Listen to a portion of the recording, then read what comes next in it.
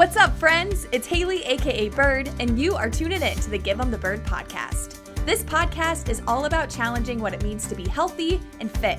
It's about celebrating sustainable behavior change and non-scale victories. And most importantly, it's about giving the bird to the diet industry and societal expectations of body size.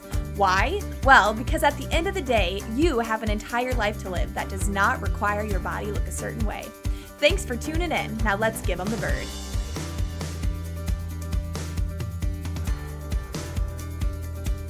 Dr. Lindsey Brooks is a sex therapist turned sex educator. She has her Ph.D. in counseling psychology, is a certified sex therapist, and has been providing therapy since 2005. She is thrilled to now be bringing her knowledge beyond the therapy room with Sexual Empowerment School, where she teaches women how to let go of sexual shame, build their pleasure knowledge, and learn sexual communication skills through her online workshops and resources. Welcome, Dr. Lindsey Brooks. Thank you so much for having me. I'm so excited to be here and chat with you. I am so excited to have you here. Like we said before we started recording, I feel like it's been a long time coming. We had a recording scheduled about a month ago, and we waited 4 weeks for that. So it's been like 2 months in the making, I feel like. Yes, we had a pet baby incident. Yes. It's very important. Yeah, I appreciate it. So the excitement has been building. I'm super pumped to chat with you. Before we dive into all things sexual empowerment though, tell us a little bit more about you. This can be both like personal, professional. Who are you? Sure, totally. Well, like you said, I'm a sex therapist turned sex educator. I think it's important kind of people know like where I'm coming from when I'm doing such personal work. So just to know a little bit about me, identify as a white, bisexual, cisgender woman. I was raised, my parents are from the South. I was raised in the north of the South. So it's a debate whether I'm Southern or not, but the north of the South. I love it. Yes. But Southern roots for sure is a big part of the culture I was raised in. And I moved out to California many years ago now. So I'm like an adopted Californian. So those are kind of the cultural spaces that I'm coming from. And on the personal side, I love the beach. I feel so fortunate to be able to live a short walk from the ocean, and it's just so grounding for me. And I have an adorable little kitten baby that I'm obsessed with, who is so chunky and so cute, and has kept me sane through the pandemic. So. Oh, I love it. I love it. Will your cat be making an appearance? He is hidden in the other room because he is too distracting and will meow too much. We'll ruin this one. I always love it. I think that's one of the beautiful things about Zoom and being able to connect with people like in their home. You get to like see their life. And I have two of my coworkers, they have cats, and they will always jump up on the desk and like one of them will always turn and its butt is like in the camera. And it's just, I don't know. I just love that vulnerability. So I love it. But yeah, it's fun to see people's real lives more. It is. Yeah, that's like a beautiful thing that we've learned over the past few years. But yeah, so you started as a sex therapist and now you've moved more into like sex education. Yeah. Tell us a little bit more about this. Walk us through that journey. Totally. Yeah. Well, I still do sex therapy, so that's still a part of my life. And I love that work and I'm passionate about it. But I found, therapy is very like private and hidden because of, confidentiality and the rules of that, which are so important for people to feel safe to do that deep work. But I find that kind of limits information that like needs to get out there more broadly. And that I found myself kind of talking over and over with women about similar topics. Like, okay, I'm kind of teaching the same information over and over again. And wow, there must really be a broader need for this. If this is coming up with like, the handfuls of people in my practice, there must be, hundreds more people out there with similar questions. So I really wanted to make that information more accessible beyond just the therapy room, and that, not everyone where you live has access to a therapist, can afford a therapist. Maybe if there is a therapist in your area, there may not be a sex therapist in your area. So, so it really became a passion for me about accessibility, and that a lot of the information that's really helpful to people, it's like, you can just get that in an educational way, and that can be life-changing information. So, so I'm really excited to kind of share that in the broader way. Yeah. I think it is so cool. I think there's two, you and then one other, I'm pretty sure they're a sex therapist that I follow. And I just love the way that you talk about it so openly on an online platform, and you don't make it feel, for people who still feel that it's like a, you know, a taboo topic, that doesn't feel like weird or awkward for even those folks. I feel like it just is Okay. such an open and encouraging and supportive way. And it's funny because the other sex therapist that I'm thinking about is like super goofy about their delivery, and Yeah. yours is very like calming, grounding, down to earth. But Mhm. I feel like I both are so soothing in a way and like Mhm. supportive. So I just want to say thank you for sharing your wisdom like with the Mhm. masses. I think that's a really cool thing when like I so value therapy, and when we can get little nuggets of that in such an accessible way, it's Mhm. amazing. So thank you for Oh, that. Yeah. good. Oh, that means so Yeah. much to me. I'm Yeah. still with like the putting myself out there online. I'm still like, I don't know how Same. people feel about this. I'm like, I think it's helpful information, but like, I don't know. How do you put this out there on Instagram and TikTok world? So I'm glad to hear it's speaking to Yes, somebody. it is. It is speaking to me, and I know it's probably, you know, touching so many others, but yeah, I think I've even found that like even though what I talk about like non-diet and weight neutral and everything, it's a pretty, you know, they'll say like a saturated market. I Mhm. still worry about like, ooh, how is this going to come across, or how are people going to see me? Mhm. You know, it's like I Mhm. feel like it's so hard when we know there's so many eyes on us, but Totally. yeah, it's helpful even when I get like one message from one person and they're like, "You're making a difference." I'm like, "Okay, I got to Mhm. keep going, you know? So Right. let me be that one person for you, even though I know there's millions more." Well, totally. Well, Yeah. I mean, I hear you saying saturated market in quotes, but we need that voice. Right? It is not the mainstream voice at I all. know. So I we need know. more and more people talking about it. You're right. You're right. Yeah. Yeah. So your big thing is sexual empowerment, and I'm curious if you can tell us a little bit more about that. What does it mean to you, and why does it matter? Yeah, absolutely. Well, for me, how I define sexual empowerment is, it's not like one specific thing people should be doing. Mm, It's, approaching sex in a way that is free from shame, free from fear, mm, and exploring it based on your own values. So if you can let go of that shame and fear and figure out what values are right for you, then that is empowerment. mm, And that can look all different kinds of ways. So, mm. some people might think like, oh, sexual empowerment, that must mean I'm supposed to be out there having threesomes or Yeah. whatever to them feels like that crazy thing. That's what Hmm. sexual empowerment is. When in reality, it can be look like it's a whole continuum of all different kinds of things people could be Mm, doing. There's so much diversity in what people and enjoy and what feels right for them and their values. mm, And so connecting with that and finding what's true for yourself, mm. and I feel like the shame piece of that is really important. It's just like letting that go and believing that sex is just another natural, normal part of life. Mm, And can I just embrace that in whatever way it fits in to my mm. life and allow space for that? That is cool. Like I just keep thinking in my head like it's values based. Like it's Yeah. and that's not what I anticipated at all. But I think Yeah. that's so cool. I think about like my own work like in therapy, not around Mhm. necessarily like sex or anything, but you know, I do like a lot of like strength based and like values based therapy, Mhm. I feel Mhm. like, you know, connecting back. And so I feel like that's really cool. The fact that it's taking a look at our values, and that really shows how individualized and like different and diverse it can look like for different people. So that's super cool. Totally. Yeah. Like Hmm. for one person, maybe their values are, only have sex with the person you're married to. Mm, And that can be sexual empowerment, and hmm. that journey could look like, oh, I'm going to really learn about my sexuality before I get married. I'm going to read all the books. I'm going to have open communication with my partner about what we both want our sex life to look like after we're Hmm. married. Or that could look like another end of the continuum of someone who's very comfortable with casual sex Hmm. and enjoys sex in relationships or casually, and they're very clear on what they like, and Hmm. they get comfortable talking to new partners about what they like and what their boundaries are. Like those are two very different stories, and to me those could both be sexual Mm. empowerment. Yeah, yeah, I love that. And the removing the shame out of it, so Yes. important. So on your website you say that you know you help women identify what's getting in the way of sexual empowerment. I'm curious if you can dive a little bit deeper into that. Like what are some of the common things that you find get in the way for a lot of the women maybe that you've worked with or just in general? Absolutely. Yeah, I found like 4 themes tend to really stand out to me that I've narrowed it down to, and really try to focus in on offering things that speak to filling in those gaps. So the first is just a lack of pleasure-based sex education.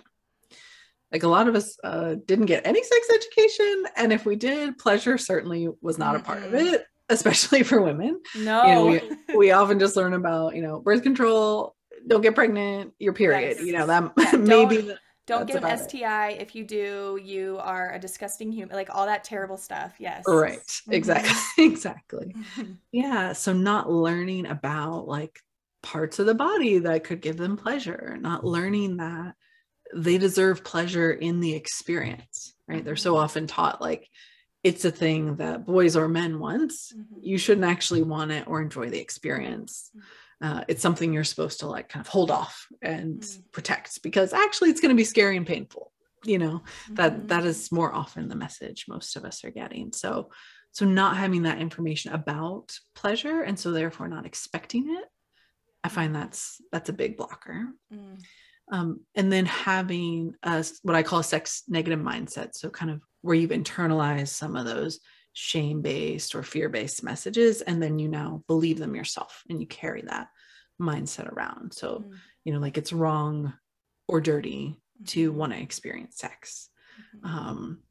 Or, parts of my body are gross, right? Like my vulva is gross, or it's smelly, right? These are kind of messages that we often hear. So like really holding on to those things and believing them can really stop women from seeing it as a joyful, pleasurable experience that they can then explore. And tell me if you want, I can give you the overview, but tell me if you want me to talk more about any of these things. The third standout thing for me is a lack of learning how to communicate about sex. So maybe even if they are comfortable with some aspects of their sexuality, then how the heck do I talk about it? It's so scary to talk about. It's terrifying to think about bringing up. Oh, it might ruin the moment. All those kind of fears come in. And I find that is often like a blocking place I get to in my work with women. Like, we'll be like, okay, we've helped her understand her body more and figure out what she really likes and what are her interests. And she's excited and ready to kind of try some new things. And then I'm like, okay, so let's talk to your partner about it. And it's like, fuck no, I'm not doing that. Right? That is terrifying. So I find that is often a big sticking point. So the lack of the skill and the comfort with the communication. And then the last piece, the fourth piece I find really common, is a lack of support and community. That so few women have other women they can talk to about these things, and they feel really alone in these experiences. And I often hear things like, oh, like I thought I was the only one who couldn't orgasm through penetration, for example. That's a very common myth. And so they're kind of out there alone with some of these ideas. And then when they feel like something's maybe not feeling quite right in my sexual relationship, or I'm not comfortable with something, they don't have someone they can bounce it off with and be like, oh, is that normal? Is that not normal? So not having that support system as well is a block also. So I think that's a big way sex therapists can support folks in normalizing their experiences and helping them understand them more. Right. It's so interesting because as you were going through there, I was seeing so many parallels with like weight and body size, and like what I talk about, like even, the messages we got growing up about how important weight is supposed to be and what health is supposed to look like. And even with the sex negative mindsets, the fact that a lot of people will develop a negative association between like exercise or food, and then all of that, there's a lot of parallels. And even the communication, like being able to feel confident telling our friends or our family like, hey, I don't want to talk about dieting or anything anymore. And finding a community, because again, it's like the water that we're swimming in. So those are really huge. I'm curious, is there like if you are working with, say you're working with a woman, or a woman is wanting to like dive into those a little bit more, is there typically like a good starting point? Like, which one would you maybe say, let's work on this first, or is it really individual? Mm-hmm. Yeah, I think it's really individual. Mm-hmm. And so that's one of the resources I'll mention at the end. Mm-hmm. But I do have a quiz that helps you figure out like which of these areas for you is the one where that's most important. And then that'll give you a specific resource for like, okay, if for you it's communication, here's a resource for you to start exploring that more. Or for you, it's more the, pleasure-based sex education, here's where you should start. So, so it's really individualized. But I think definitely if you don't have the sense of a pleasure-based sex education, if you, like, as you heard me describe that, if you're like, I don't know what that means, or I don't really know the parts of my body that give me pleasure, I'm still figuring that out. If that resonates for you, I would suggest like that's a good starting place, because that feels like the foundation of, if you don't know and feel comfortable with your body, then it is hard to then feel comfortable with a partner, to explore more or to show them what you like. So, I always encourage every woman I work with to get comfortable with self-pleasure first. Yeah. Not wait for someone to like appear and give you pleasure, but for you to know yourself. That is so empowering. And talk about like the shame around that, like the shame around self-pleasure and masturbation, and how it's like masturbation, like the hush hush thing, Absolutely. Like, oh, so yeah, I can see how all the shame that just encompasses the topic, like it's at every single, turning point. I feel like it's something that you have to work through. I'm curious with the communication, the lack of like communication skills. I'm just like, what does that look like if the partner is like not on board? If, she goes back to her partner and like she feels confident to start talking about it, and they just like, I don't even like, what are some steps to even talk about that? Sure. Yes. Well, if they're not on board and even talking about it, that's a pretty big problem, right? If they're like, hey, I'm not Red willing flag, to talk about our sex life. No, we don't talk about these things. I think that's a red flag. And I would consider getting some more support with perhaps some couples therapy. Like there's probably more going on there if it's like an absolute no. I love the way you approach that. I was like, red flag, get the fuck out. And you're like, find more support together. That was such a beautiful, gentle way of saying that. I mean, get more support, and then you may end up deciding to end that relationship. Who knows? But start exploring, I would say. But say it's like, it's not like they're like, hard no, I will not talk about sex with you. Absolutely not. Shut the door. If it's like, oh, I'm uncomfortable, right? And you can feel they have their own discomfort. Talk about, okay, I can see we're both, feeling a little nervous about this, and like talk about what's happening. Like kind of back away from the like, okay, we got to talk about sex right now. And like, okay, let's switch to, let's talk about the discomfort. What are we both feeling, and what will we both need to feel a little more comfortable? Because and come at it from a place of like, you're a team of, okay, I know we both want to have a fun and pleasurable sex life. And so we both want to feel close and enjoy that experience. So how can we figure out a way to work through this discomfort? And so that, that'll look different for different people, what that next step would be to get more comfortable. But, maybe it's, okay, your partner needs to maybe read the resources you read first before you talk about it, so they don't feel surprised. Or maybe it's, let's watch, a video you found that spoke to you together, and then let's talk about the video.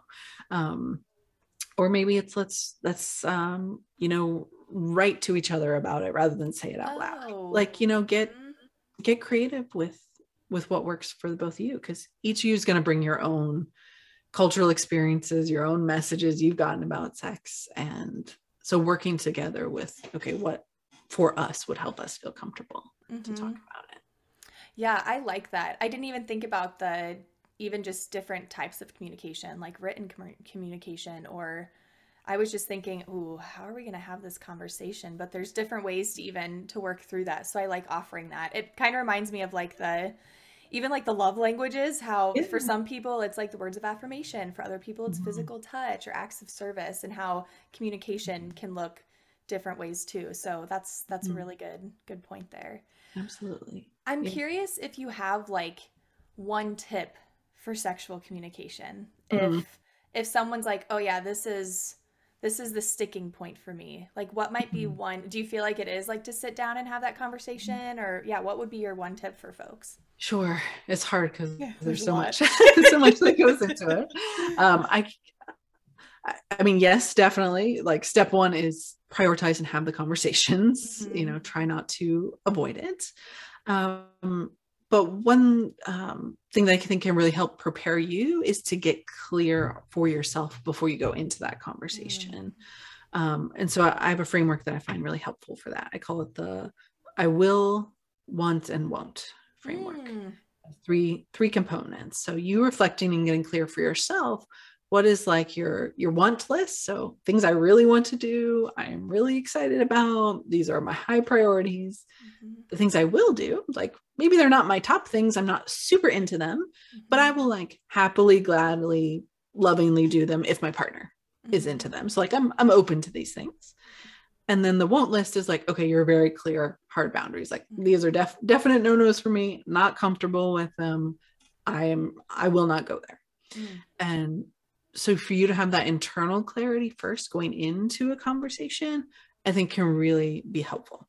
Because a lot of times for women, I find there's often this dynamic of, we're socialized to say yes, to please others, to, if you have a male partner, to prioritize men's needs. Those are often messages we've been taught. So like being very clear and like, this is what I am okay with and what I'm not okay with. And this is what I'm really into. And I want to ask if they are also into. I think that can help you feel confident in going into that conversation. And then that could also be a framework you could work together through. You could share with them like, hey, I've thought through this framework and kind of come up with this list of things for me. I would love to share with you. Would you want to create your own?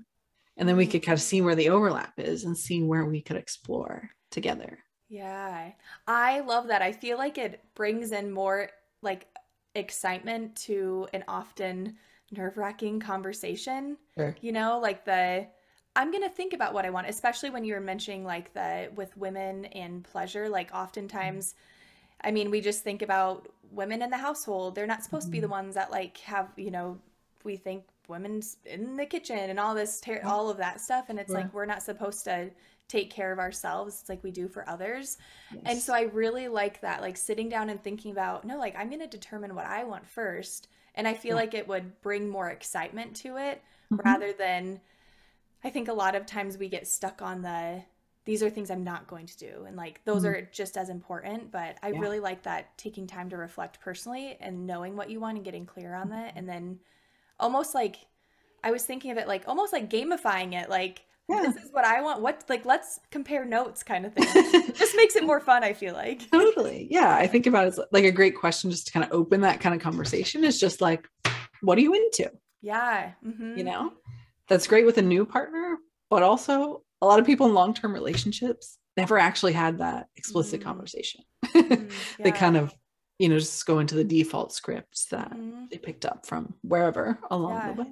Yeah. So even if you've been with someone a few years, ask them that question. Like, hey, what are you into? What do you really want to do and excites you? And let's open that door to discuss what we both really want and how we can have this be even more exciting and connecting. Yeah.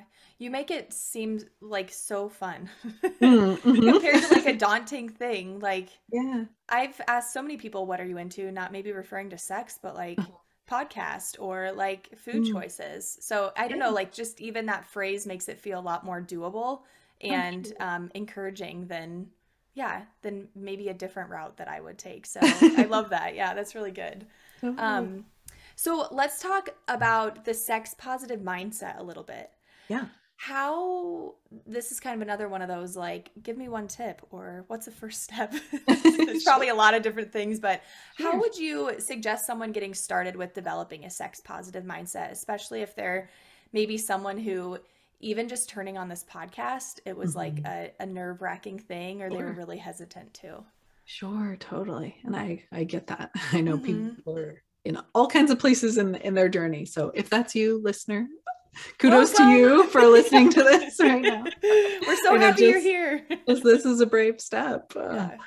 Yeah. Side note, just funny story. Like I can remember, I like listening to different sex podcasts, like, keep my knowledge up and hear what people are talking about and whatever. And pre-pandemic days, I used to always, often listen on the bus, and I'm always afraid, like, oh my God, my headphones are going to fall out and this is going to blast to the whole bus and they're going to know the dirty stuff I'm listening. That's my sex shame fear that would go on. That's so funny. She's a friend, but also a colleague of mine. She sent me a podcast. I can't think of what it was. Oh my gosh. But I was listening to it while I was walking my dogs, like, out in nature.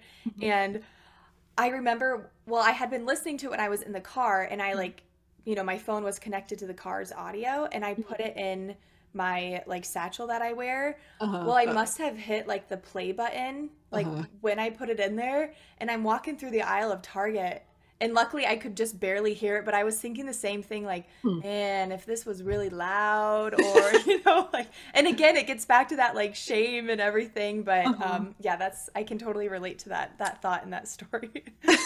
Totally. So that's one place my sex negative mindset would come up. So anyway, reminding me of that story. Yeah. To get to your question, what could you do? I think starting with trying to notice the sex negative thoughts. Like, it's easy to jump to, like, I want to be empowered and I want to have all these positive thoughts and I need to be there tomorrow. That's a great goal, but it's a journey. It takes time to unlearn all this stuff. So starting instead with, okay, let me begin to raise my own awareness of what is that internalized shame and fear stuff that I picked up on. So practicing, like, okay, let me just really pay attention to and kind of observe my thoughts throughout the day and notice, when are those thoughts coming up? And often, like, our thoughts go through our mind really quickly. We think so many thoughts all day long, and we tend to we just believe them, right? Like, oh, this is my thought, it's true. And so instead, trying to be like, okay, let me notice that as a thought and label it and say, like, oh, that's a sex negative thought. Oh, that's some shaming thing, my mom said to me, or that's a shaming thing, the first woman I dated said to me, right? Like, to label it for what it is and to create that distance, right? That's, if you say, like, oh, okay, that's what so-and-so said to me, I can notice that and then have a choice of, do I want to believe that or not? Do I want to hold on to that or not? So just first starting by noticing and get practice with that and kind of come up with your own label for it, of like, okay, there's that, shame monster, or there's that, whatever the thought is for you, and practice that. That helps you become more aware of it and less just like, oh, I just believe that to be true, and it kind of helps break that cycle of those beliefs becoming more ingrained. That's another total parallel with like the non-diet weight neutral. And when I think about like, even when it comes to like eating disorder recovery and like naming our eating disorder, and or that like ED voice saying, like, that's Rachel is saying that shit, like, she is saying that I should go run extra because I ate pizza, but that's Rachel, that's not me. So I can totally see the awareness piece. And like, I always say too, when it comes to, like diet culture, we first have to be able to notice it. So I love the awareness and like the labeling of thoughts and everything. That's brilliant. Yeah. I'm curious if it's okay for me to ask you a question. Like, I kind of also see the parallel of, like, I feel like a lot of women want to be like, okay, I want to be sexually empowered today. And there's that parallel with body image too, of like, I want to be fully accepting of my body and like fully embrace my body at whatever size, which I love and I want for all of us. Yes. But I feel like, it's really hard to get there, even the society we live in. So I don't know if you just have any thoughts about, like, being gentle with ourselves, like on the journey towards more self-acceptance. Yeah, I think the awareness piece is really important. And I think sometimes I even think about, like, the first step, it's just to notice it, just label it and notice it as, oh, I'm sorry for any Rachels listening, but in my head, my like disordered eating voice or whatever, or is the name is Rachel, just because Rachel seems like a mean girl to me. Gotcha. Totally. I don't know why. Uh-huh.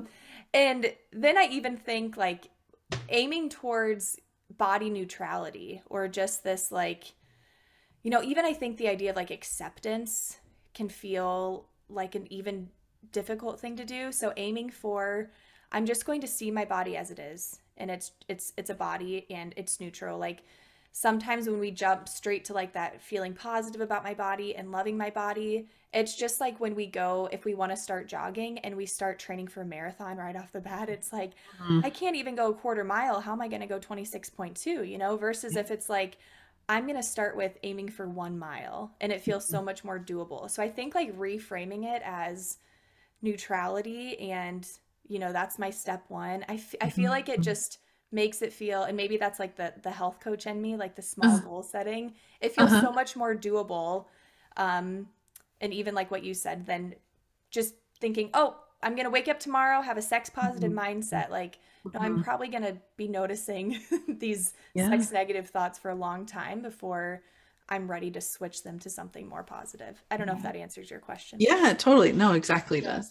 I love that. Yeah. Because obviously I hold the same approach to you to body image and all of these things. And of course, body image comes up so often in sexuality work. And so, I think that's a tension I'm often facing of like, of course, I want you to be in this place of fully accepting and loving yourself. And I know that takes a lot of time to unlearn. So I love what you said about it. Yeah. Since you mentioned body image, I'm kind of curious too, like talking more about the idea of like sexuality and sexual empowerment for folks that live in larger bodies. Because I think like body size has to play a role in it all. And I think like smaller bodies are much more likely to be, or even just a specific body size, because it changes throughout history, like what's, considered sexy and attractive. Right. But how have you seen that like body size can play a role and impact a woman experience in all of this, if they live in a larger body in particular? Yeah, definitely. I mean, it comes up Yeah. every single therapy session, every time I run my workshops, it always comes up. It's so integral to women's experience. I think wherever they fall on the body size, continuum, excuse me. But certainly, particularly for women in larger bodies, which is my experience as well, there is so much more internalized shame and fat phobia and all of those things. And so I think there's unique layers to the messages they've gotten. It's often that, okay, well, no one will be attracted to you. You won't have a sexual partner. You won't have a romantic partner. Maybe not having experiences of people showing interest in them in those kind of early teen years when it's expected, because most of the people around them are bought into that diet culture. Even if someone probably did have a crush or was attracted to them, right? That social fear, right, can impact everyone in that dynamic. So I find them often bringing in a lot of those painful past experiences.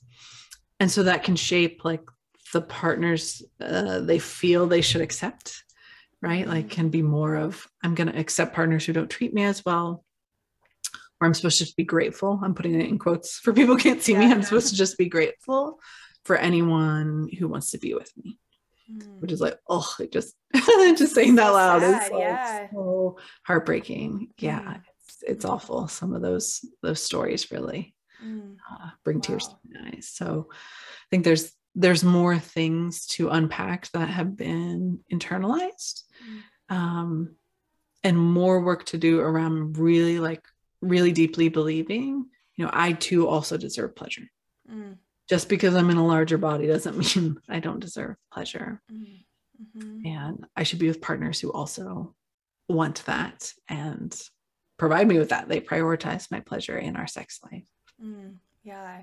Do you feel like for like that body acceptance and sexual empowerment, Like, do you feel like someone has to find body acceptance before they can work on sexual empowerment? I don't know. That just came to my mind. Mhm. Or do you feel like we can be working, we can be on the journey together? I don't know. What Mhm. are your thoughts on that? Yeah, I think it's a parallel process. Like I feel like as we're Yeah. discovering our conversation, like there's I so know, I'm much like there's so many similarity. things that are overlapping. Like I'm like, oh, I was not expecting that at all. But yeah, go ahead. Yeah. Yeah, like I don't think it has to be one has to happen first or the other, but I find they often influence each other, right? Mm, So with my workshops, like I hold a, weight neutral, health at every size approach in just the way I talk about things and present myself. But I'm not saying, oh, this workshop is for body image, right? right. So it's just kind of like infused in just the way I talk about bodies. And I think, Mm-hmm. people pick up on that, even though I'm not saying like, this is what we are doing and what you're going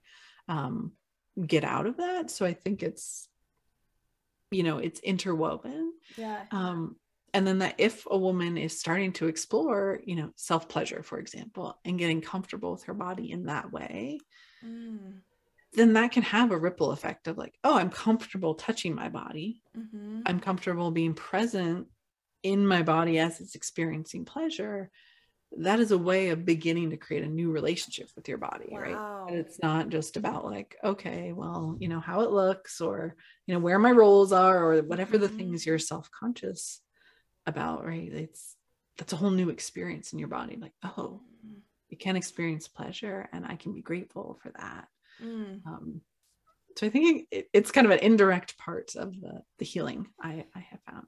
Yeah, that is really, really powerful. I did not even think about, I didn't think about that at all. Like just the idea of getting comfortable with self-pleasure can lead to just feeling comfortable with our bodies. Like Right. if we can maybe feel comfortable with ourselves touching our bodies, then maybe that can make us feel a little bit more comfortable with someone else touching our bodies, you know? Right. Um, Yeah. wow, And that's to like really, get present in your body instead of in your head, right? Like when we're feeling self-conscious about our bodies, we're in our head of like, oh my gosh, how do I look right now? Oh, are they looking at, my most vulnerable part that Mhm. I don't like about myself? Which of course we all have some of those thoughts and Yeah. feelings. Um, but if you can be like, okay, I'm going to recenter on my breath and the sensation I'm feeling Mm. and the sensation I'm feeling touching my partner, those can help you move away from some of those thoughts. Mm. So that's really like that mindfulness piece coming Mm-hmm. in, which I know you talk about on your Instagram and on your website and everything. So like Mm-hmm. Yeah. being in your body and Mm-hmm. noticing what's happening in your body rather than getting so caught up. And that can really like impact, I've learned too, like being caught up in our head. I mean, it totally impacts, like it's funny. Again, I think of it with like food. If we're so Mm-hmm. caught up in our head when we're enjoying our favorite food, it strips the Mm-hmm. satisfaction out of it. And I feel Sure. like that can be really similar Yes. with sex or like any sort of Yeah. intimacy. When we're so caught up in our head, it takes away like the satisfaction and maybe some of the pleasure from it. I don't know. Would you say Mm-hmm. that's maybe makes sense? Yes, that makes sense. I'm like Yeah. nodding furiously. Yes, that makes Oh, so much sense. yeah, that is really, really powerful. I'm just like blown away by all the Mm-hmm. parallels. I'm like, I'm definitely going to have to re-listen to this and then just jot everything down because it's sometimes it's so helpful to think of it in a way that's doesn't even feel related to Yeah. like the area that you focus on, you know, like when you Oh, think about like totally. different metaphors and things like that. And this is just like Yes. it's opening my mind in a really positive way. It's good. Yeah. Oh, Yeah. good. Oh, Yeah. I'm so glad. Um Yeah. a couple more questions for you. Yeah. I wanted to ask you about, you know, you say on your website that the sexual empowerment school that you use an anti-racist lens. And I'm just kind of curious, like as a white woman, how do you integrate this into your work? Yeah. Great question. And literally no one has ever asked me that question in the Oh. many interviews I've done. So I'm so glad you asked that. Um, yeah. Well, first, I think it's important to say, like, as a white person, it's an ongoing process that I am always learning and growing. And there are new things I'm not even aware of right now that I will learn in the future. So just to Mhm. say, like, whatever I'm Ditto. doing now, like, I have not arrived. Yeah. It is an ongoing process. Just growing up in the United States as a white person, racism is just so embedded and integral to our history. And so Mm-hmm. that is a forever process of unlearning. So that's the first thing I want to say about that. But yeah, I think, I really try to infuse it in just kind of like every level of the programs that I do, like from the very beginning, like putting out there on my website and being clear, like, this is my stance. And these are the ground rules I'm going to hold for the group. And with each workshop I have an individual meeting with each woman beforehand, and we go over the ground rules, and I'm very clear, like, this is an anti-racist space. This is sex positive space. This is, a weight neutral space. This is LGBT affirm, we go through all of those pieces, and I'm clear, like, this is the approach I'm taking. If this does not fit for you, this is not the space for you. And this is the space I'm going to hold. Like, we can learn and grow together, but, explicit bias this will not be tolerated. Right. So I think just being very clear from the get-go, I think is really important as white people, because it's not a given. I don't think anyone should assume that any white person holds that view unless it's said explicitly. So I think it's important for me to be very clear about that. And I think that helps build a lot of trust. And the cohorts in my workshop have been very diverse, which I'm very proud of, and glad to see that stance, people seem to be connecting with that. So that's one piece of just setting it up. And then in the actual work, I'm very aware of what are the systemic factors impacting each woman. And that's built into every piece of the workshops that, I'm helping each individual person on their empowerment journey, but I'm talking with them about, okay, well, what were, the isms you've experienced? What are your cultural and family experiences? How do they impact your view of sex?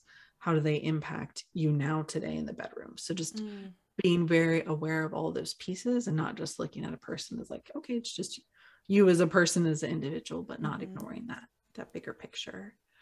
And then one of the last pieces I've been reflecting on more, this is something I'm adding more, is, that I can only speak from like my own experience, my own training, my own view as a white person. So I want to make sure I am bringing in diverse perspectives.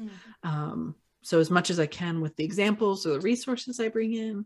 And then I'm also going to be adding some bonus trainings where I'm going to be doing interviews with some other speakers to talk about other topics, which I'm excited about. I've been doing some of those recently.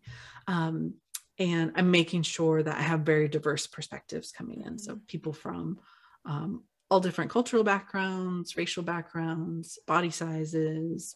I want to have as much of that represented as well, so that it's not just, yet again, like one white voice is presented as like the expert, when it's like, yeah, I'm just one person who is sharing what I know with you, and I want to amplify other folks' voices. So some of the ways I'm currently working on it, but keeps growing. I like what you said from the very beginning of it's not a given, and so it is important to be explicit about your stance. Like I think I hadn't thought of it like that before, because sometimes I think like, oh, people will just know my stance, they'll just know. But that's a really good reminder for me. Like, nope, it's not a given. Like I'd rather it be explicit than somebody have to guess. And I love the way that you're bringing in different voices, especially when it's like your program. I think like sharing the mic, for lack of a better term, sometimes we can think like, oh no, I don't want there to be other experts around. But the fact that you're open to sharing the mic, and especially focusing on a diverse group of guest speakers, I think is really, really important.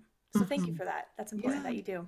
Yeah, absolutely. I think, we can all learn from each other. And so, we should amplify each other. And why would we want to miss out on our shared expertise and knowledge? So.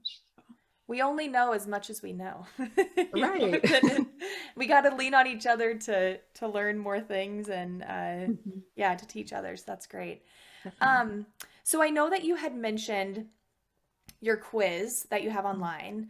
Would you say that's like a good first step for folks who are wanting to like get started with being more sexually empowered, or what might that first step look like for them that you would recommend? Yeah, I think that's the great first step, because, it takes you less than 5 minutes, a quick Mm-hmm. quiz of a few questions that'll help you narrow down like one of those 4 areas we talked about of like which one is maybe the biggest gap for you. Mm-hmm. So then you can know, okay, this is where I should focus more. And then I'll give you a unique tip and resource for you to get started in your results. So all that's there and free and accessible. So Mm-hmm. that would be my number one place to start. Another option, if you're like, oh, I'm not a quiz person, if that doesn't appeal to you for some reason. I love online quizzes. Me too. I am one of I'm a those sucker people. for a Harry Potter quiz. Yes. I'm Yes. Or like, what kind of dog am I? And I'll just take Oh, it 25 times until it tells me I'm a golden retriever. And I'm like, I knew it. absolutely. I knew it. Yeah. I love it.